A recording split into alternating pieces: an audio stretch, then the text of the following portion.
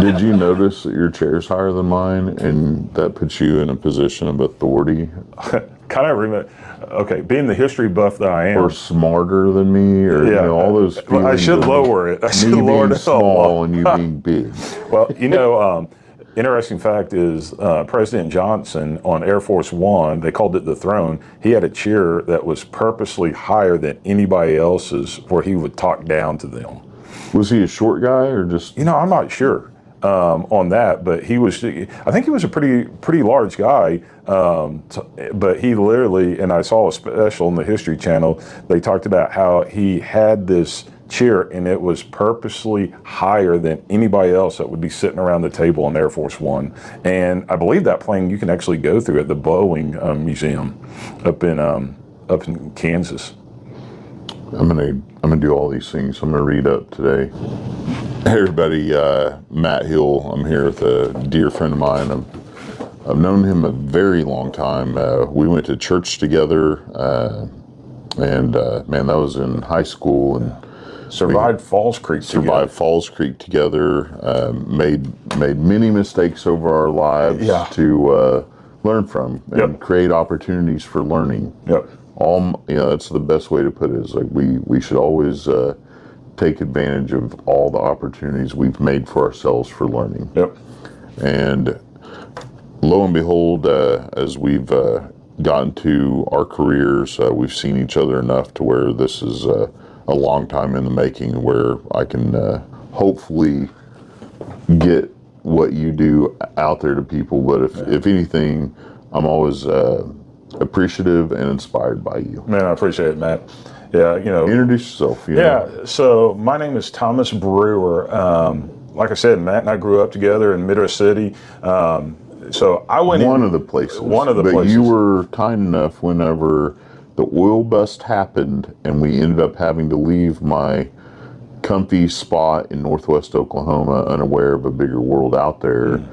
You and everybody at that church took me in and kept me off of my own path of rebelling and being a wild child. Well, I look back on that, and we were blessed. We had, I think, the best youth pastor in the entire world. The best youth pastor ever made. Yeah, Jimmy Tribble. And we went to his retirement thing a few months ago, and it was amazing. Everybody came in from all over the country for it, and that just tells you the impact he made. But so Thomas Brewer, I actually, as I got out of high school, surrendered into the ministry. Have went through so many different ministry locations and opportunities over the year. Went to Oklahoma Baptist University after going to Rose State, and at that time I worked for the Oklahoma Baptist, helped put on Falls Creek and other things, and traveled the state. And I just always thought I was going to be a speaker guy, and thought I'd do camps, be a youth evangelist, speaking in churches. But back in 2002, 2003, I call it my great interruption, where one night I stopped by Starbucks, had a cup of coffee, and met two state troopers and struck up a conversation with them, and lo and behold, became, not long after that, a law enforcement chaplain. And now for 23 years, I've served as a law enforcement chaplain with several agencies across Oklahoma. And as a volunteer, got into the mental health, critical response, critical incidents, crisis through specialized training I got through the police department, through the chaplaincy. And then fast forward a few years after I started as a chaplain, now one of my board members missed a phone call. And then I got a call and responded to a company that had a death, and helped them through that process. Just thought it was because of being a chaplain. Well, it was actually an employee assistance program company that was providing that service. I did not realize at the time I was working for them, but I was. And 13 years later, I still consult for that same company. I was actually out for them last week, and will be later this week. But it developed in me a passion for mental health, for critical incidents. Got hooked up in the oil and gas market through that company, and and realized because of my law enforcement training, actually getting to be an officer for a short time, but what I've seen, what I've observed when it comes to manufacturing, heavy equipment, oil and gas, that when I respond to these work sites, to these companies where there's been a death or a fatality, these men and women can go into detail of what they observed, what they saw, what's affecting them if they want to, and I'm not going to be grabbing the trash can. I've been exposed to a lot of grotesque scenes. Don't like it. None of us should see it. None of us should have to experience it. But responders do have to deal with that. So when somebody unloads on me in that safe environment and they're talking and they describe something, it's not going to gross me out to the point where I can't handle it. That is tough stuff. Yeah. That is tough stuff. And our industry. And I've become, and you've seen it. We've talked over the years, and I've grown so much thanks to so many mentors and giants in industry.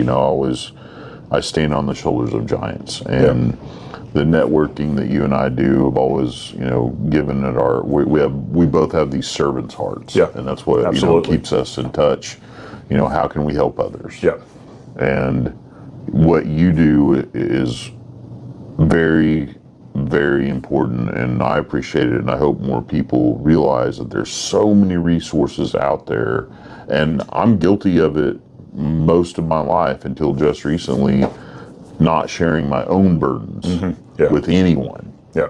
And you told me that's ridiculous. There's nothing to be ashamed of, like working through problems, that are bigger than you with the Bible, with God, with your wife, with your work, with your children, and just talking it out, just writing it down. There's a million resources and an availability of people that want to help you get from here to there, and be safe, absolutely, and not feel insane. Yep, absolutely. And as part of the journey that I've also went on, in the midst of all these years of being the responder, being the person people call upon when they're going through a crisis, whether it's a company or an individual, whether it's in the faith-based world or the secular world, where you don't bring up faith, where that's not the primary goal and purpose. I went through a crisis myself where 2.5 years ago, my best friend and my associate with my ministry ended up committing suicide, and then we found out he had a dark past, and he was a serial bank robber and shot a cop who, thank the Lord, the officer lived back in 2003, and just had this dark past. And him and I had traveled all over the country together. Never suspected. Never suspected. I know that story is haunting. Dude. Oh yeah, but what it did for me was, because of a series of events in those 2 weeks, week and a half that we were dealing with this, when he took his life, he actually committed suicide by jumping off of a high structure.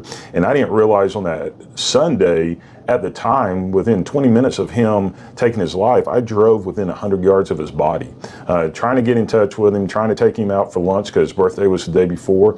And it screwed me up when a week or two later I realized the time frame and thought, God, if I had just left church early that day, maybe I could have stopped it, which is, I couldn't have, and I know it. But fast forward 5 months later, I'm having severe nightmares, reoccurring nightmares, and they had been going on for about 3 or 4 months.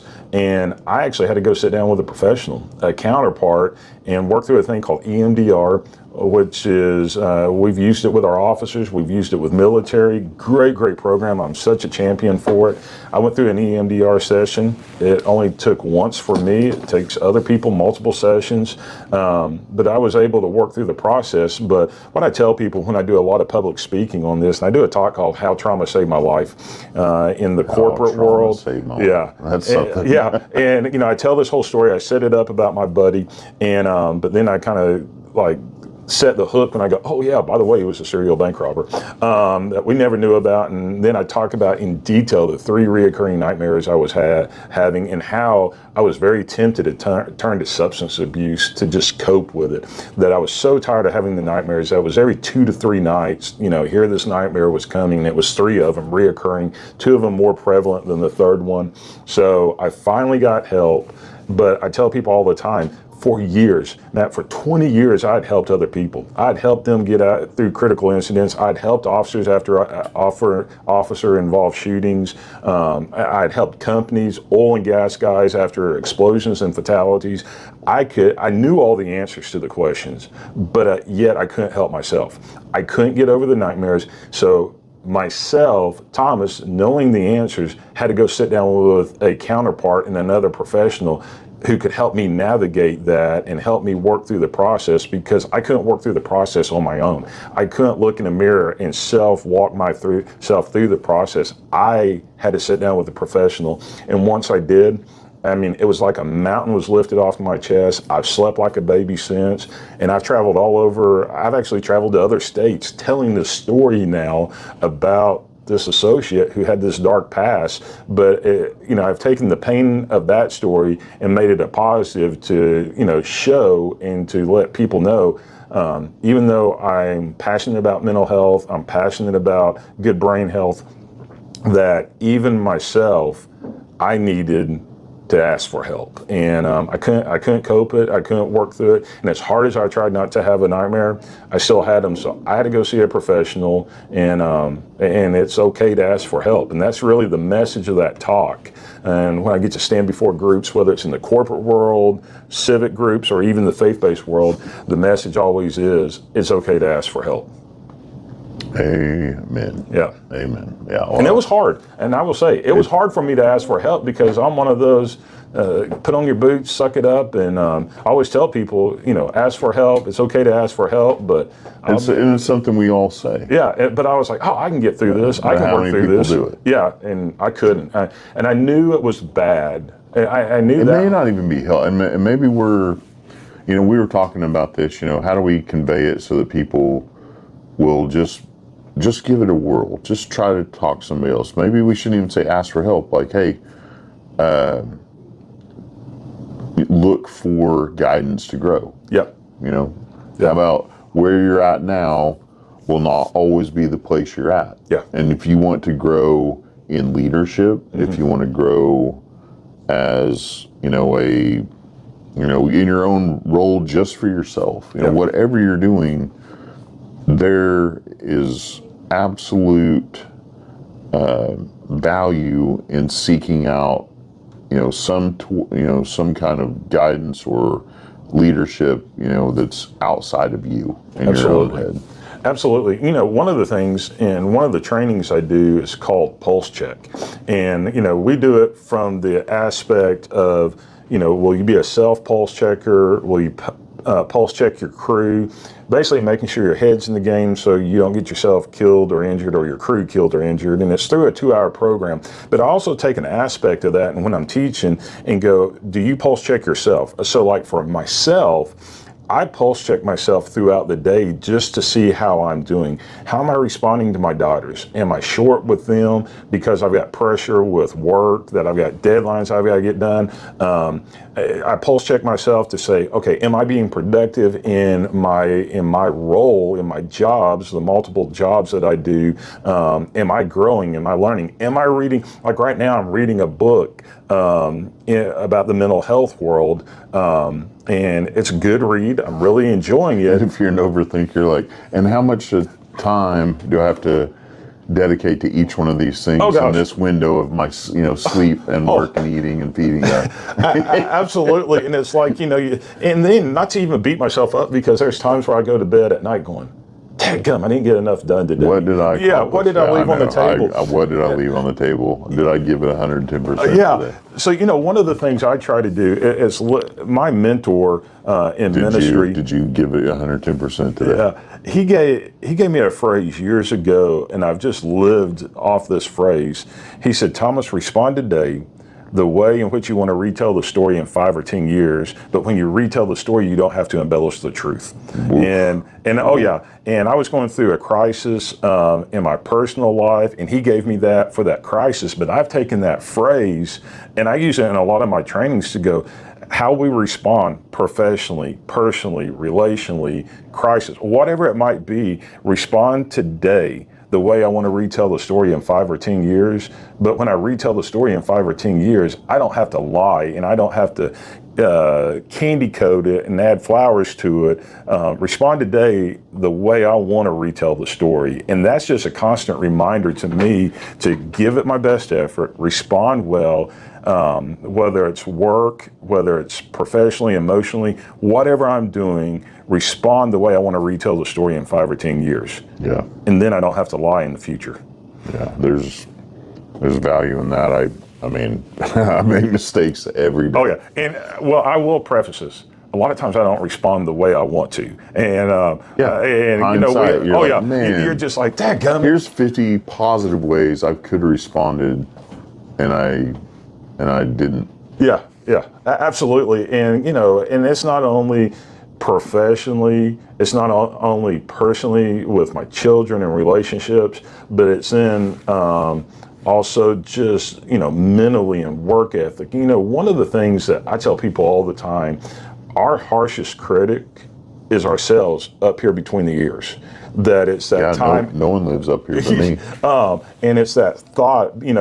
I've said all the time, and I say it all the time, and I was actually speaking at a church and a couple of Sundays ago when I was preaching in a church, and I made the comment, we would never allow somebody to talk down to us or talk to us in the way that we talk to ourselves. Okay. So, I mean, I used myself as my own example. I said, I talk to myself and I criticize me in a way, if somebody was talking to me like that, I would turn their other cheek. I would never allow anybody to put me down or criticize me as bad as I criticize myself most times. So why do I do that?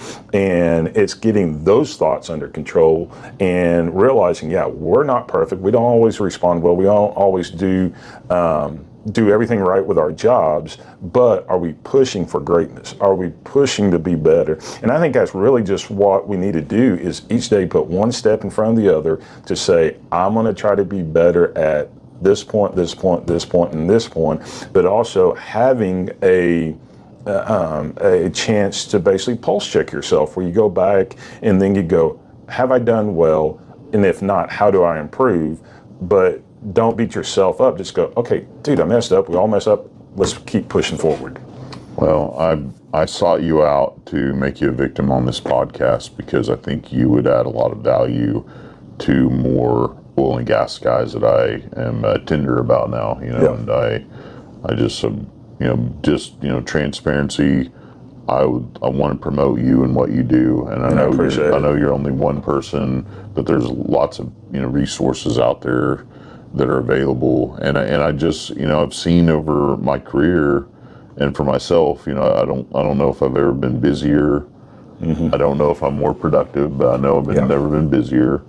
And everybody out there, it just feels like there's a lot of weight on a lot of shoulders. There is, and with our industry ups and downs, with the way maybe society doesn't portray, oil and gas, the way we know the real value is there, it just really helps to, first of all, our own community helps by just being able to breathe in our networking events and knowing that we're amongst friends and colleagues, and we all understand just the value of what we do, and then we can come together and hopefully we'll educate the rest of society. But if not, I know our industry will keep plugging away at delivering the industry, whether they value it or not. Absolutely. And so you're a great resource. Well, and I appreciate that. One of the biggest challenges the hurdle I'm trying to overcome is being proactive with these companies, and these companies allowing me to be proactive with them. Meaning, I get asked. People don't get to the point of emergency mental health. It becomes more of a, hey, this is an ongoing structure. This guy can come in once a month, once a quarter, and be available for this time for anybody. And I know all of our, a lot anyway. I mean, my own, we have a company that offers a mental health aspect to the healthcare, right? But it's somebody I don't know. And they don't understand our industry. So a lot of companies have the employee assistance program. Right. They have the EAP, but there's a lot of smaller oil and gas companies that don't because they can't afford that. And that's really an area that I can, like you, like a consultant like me, so they can, contract with me individually. So it's a couple of different looks to it. One look can be it's after a fatality or injury has happened or a death offsite. They hire me to come in, and I do this quite often. I come in and spend X amount of time, whether it's 3 hours, 8 hours, and I don't come in with an agenda. I come in to live life with them, to serve them. I've went to well sites. I've went to yards. I've been in Fortune 500 companies. It doesn't matter where it is. I go to their site, serve them, live life with them, and I'm available if their team, if their employees need to talk. The approach I take is we just have a conversation. We talk about football, we talk about life, and a lot of times those conversations then, spill into, hey, I need to talk about the tragedy that happened. Or a lot of times, actually, Matt, 99% of the time, it's not the tragedy that I'm there responding to, but it's something that happened years ago and they never dealt with, but that brought it up, took the Band-Aid off the wound, and they want to talk about it. And that's good, and I like that. And I love serving during those times. But then there's also the training that I've developed where it's that pulse check training, and I've developed it where it's 2 hours, and it's a peer-to-peer training. So how, like if you're on a crew with somebody, and this pulse check, I hate to interrupt. No, you're good. What I gathered when we first started talking about all of this was just how many of the injuries and deaths could have been prevented if everybody was there pulse checking pre-job. Oh gosh. All of them. I don't have a crystal ball, but I would say 98%. 98%. And I've got friends in the safety industry who I've talked to, and when you really, really, really, really just deep dive it and really find out, yes, it can be equipment related, but even when it's equipment related, if you really go back and peel back all the layers, I won't say 100% of the time. Human errors by being distracted by something at home. Usually off-site, but it's an illness, it's it's something breaking down in the home, a family situation, a death of a loved one, caring for an ill or disabled family member. So in this 2-hour training that I've developed, we look at 4 key areas: caring for an ill or disabled family member long-term, personal property loss, meaning fire, earthquake, ice storm, whatever it might be. Then death, when they're dealing with the death of a family member or a friend. And then the other one's hospitalization. When somebody maybe has a family member in the hospital, or one of your team members is in the hospital, one of the things I do, I spend about 10 minutes talking about how do you even make a hospital visit and how many people does it scare? And I go, how many, a lot of times when I do the training, I go, how many of you does it scare the hell out of just thinking that you go to a hospital and make a visit? And I raise my own hand. Oh, I'm not going to the hospital. Yeah, and I'm a minister. And this is what I've been trained to do. Go, I'm like, I'll see you when you get out. Yeah, it scares most people. And so we talk about even just how do you make a hospital visit where you don't walk in and, you knew my father, when my father was sick and he needed, the last 12 years of his life, 24-hour care. I tell a story how the hospital chaplain that knocked on the door and my mom hollered and said, just in a little bit, but the guy couldn't hear well, the chaplain couldn't hear well, he meant well, he opened up the door and came in, my dad was sitting on a bedpan. Well, my dad was, the rancher who was very conservative. It was appalling for, he was embarrassed, and I just said. Whereas you and I have developed the sense of humor where we just hand that guy the bedpan. Oh, absolutely. But then, I talked about what if that chaplain would have just went by the nurse's station and said, hey, I'm here to see so-and-so.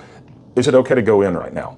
And so we talk about that. We just try to take the edge off. But the main thing out of this 2-hour training, and it's not an all-day training because that takes you off the work site, but it's a 2-hour training to make you be a pulse checker of your coworkers, but a pulse checker of yourself. And if you realize somebody's head's not in the game, that's where you either check on them throughout the day or not even allow them in that critical role where they could get themselves hurt or injured or killed, or the whole crew. So it's being proactive ahead of time, and it's basically called safety pulse check training. And safety pulse check training. Yeah, it's a two-hour program. It's working for me. Yeah, 2-hour program, and I run 20, or maximum number is 20 people at a time. And I use humor. As a speaker, I use a lot of humor, but we use humor. A lot of and self-deprecation for me. Yeah, I make fun of myself, and so it's 2 hours. It's fun, but it's an informative,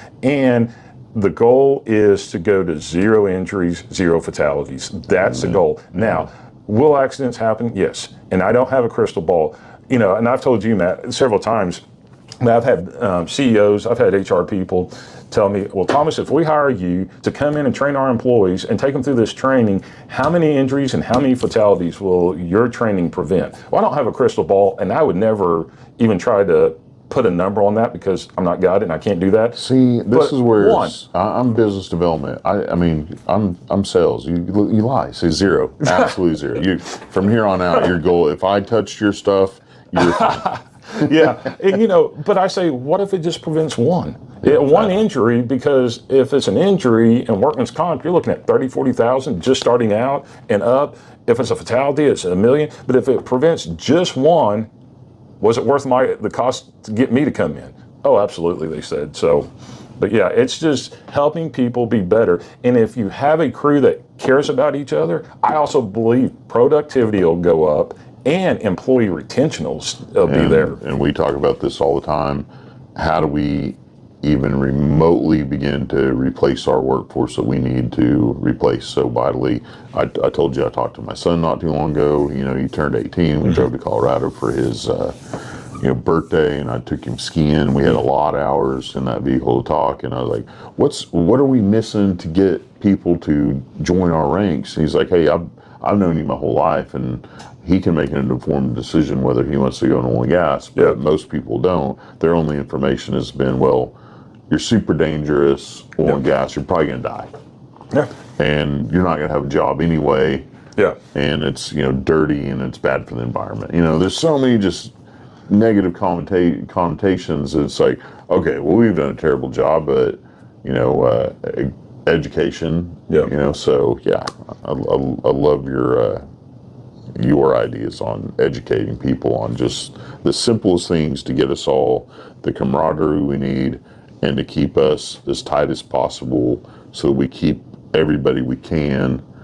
The longer we keep people and the longer they're on that mission of their own, safety, leadership, the more people we draw in and the more people we keep. Oh, absolutely. Great. And over the years, I've talked to more people about this, and I know it's a new thought process. You talk to the safety guys in the oil and gas I would have laughed at you and I a decade ago, 20 years ago when I'm first coming in oil and gas. I was like, this is the softest conversation I ever want to hear. Well, I never want to talk about this. I responded to I'm like, get up, we got shit to do. Yeah, in the oil and gas market, it was after an explosion, and I'll never forget. I walked in to meet with some of the crew, the employees. And one guy, I introduced myself, I shook his hand. He goes, you're not going to make us sit in a circle and cross our legs and hum at each other, are we? And I go, no, what are you talking about? That's a great idea. Let's do that. I'm a smart ass about oh man, you don't want to do that? Where's your coat and tie at? And so I go dressed like this, and I actually worked with, after an oil field explosion and fatalities, I worked with one company, and after a few days with them, the HR guy came to me, and it was one of the greatest compliments I got. He goes, when did you work in the patch? I go, what do you mean? He goes, you talk like us, you dress like us, and you eat like us. Because we had went out to eat a couple of times. And I said, I haven't. I said, now, my parents owned a cattle ranch. My dad, did some investing in the oil and gas market. And as a kid in the 80s, I played on work sites I shouldn't have. But I said, I also have friends in the industry. I've had people who, when I was a pastor, worked in the industry, and I listened well. And he goes, because you weren't what we were expecting. We thought as a crisis consultant, mental health consultant, you'd come in, but he said, you just blended like you were one of us. And it's really trying to meet the needs of the people where they're at in a judge-free zone and just living life with them. Because when you allow me to come into your company, on your work site, into your crew, I'm a guest and I don't come in with an agenda, and it's just to live life with you during that difficult time, or helping you be a great company that's going to make more money and be safer in our trainings. And we can do the trainings on site. Well, I'll come to where you are. I can't speak highly enough about you, Thomas, and I thank you for always being there and when I call you and giving me, your own advice. Even though I'm 51. Yeah, I'm 50, so we're a year apart. I'm older and wiser than you, and you still give me just solid gold. Well, we could Can you hypnotize people? No, that's not in my will. And the thing is, we could tell stories on each other from our days. Hopefully we forgot all that. I'm not even embarrassed anymore. And if I don't have a good story, I'll make it up about my friends. So don't even go down that path. Yeah, but it's like Photoshop on stories. Yeah, absolutely. But if I can serve anybody listening to this podcast, they can call me directly. I give out my personal cell number. It's 405-833-7229. If I can come do the training at your company, serve your company, I pray that you never have a crisis, but we will sooner or later. If you don't have an EAP provider, I'll come and be on site with you and live life with you. And this is my passion. This is what gets me up of a morning. I'm still in the ministry. I'm still a chaplain. I love the faith-based side of it. But one of my best friends, he's actually a board member to the nonprofit ministry that I have. And I do this under an LLC, so it's not the ministry side. It's actually a for-profit LLC. He goes, Thomas, I've never seen somebody get excited about a crisis. He goes, you're weird. But it's because that's what your gift is. You are, but that's why, I don't, all my friends, I don't collect, regular friends. We're all weirdos. Yeah. He said, when there's a crisis, you want to be the person that's called because you love to help people during that difficult time. And that's really what I was created for. Servant's heart, this guy. So if I can serve you guys, man, give me a call or go to my website, tbgroupllc.com. tbgroupllc.com. tbgroupllc.com. Man, reach out, if you're in oil and gas or really any industry at all, but see the value in a proactive safety culture and mental health culture. This is somebody I recommend. Cool, man. I appreciate the time. Absolutely. Take care, buddy. God bless you. We'll see you soon. Thanks, guys. Bye.